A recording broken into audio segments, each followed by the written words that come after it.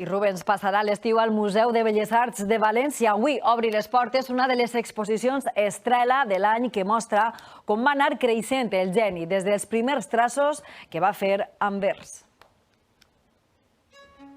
És un Rubens inèdit, el primigeni, el que va anar florint fins a la genialitat. Estem davant de Rubens abans de Rubens. Eixe Rubens meravellós que tots coneixem i que lliguem immediatament en el barroc més ampulós, así está en formación. Amberes, a finales del siglo XVI, es un hervidero de ideas, de propuestas, que va a asumir no solamente a través de los tres talleres por los que pasa, Tobias Verhaeghe, Adam van Noort y Otto van Ven, sino también por todo lo que hay en la ciudad. A més dels pincells, Rubens era un intel·lectual, parlava idiomes i fins i tot actuà com a diplomàtic. Això el va portar a fer parada a Alacant, camí de Valladolid, on estava Felip III. Alacant arriba en tot un carregament de quadres que era allò que més podia agradar al rei d'Espanya.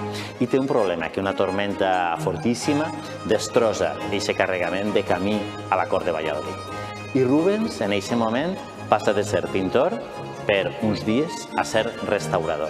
Un retoc amb humilitat que poden veure de prop amb els exquisits esbossos, els grans retrats o este fragment de la continència de Scipio. Rubens es genio porque es capaz de generar unas composiciones donde hay una referencia muy fuerte a la historia precedente, pero a nosotros nos parece que es algo completamente nuevo. Por eso es tan extraordinario y por eso tiene un lenguaje que llega a la gente.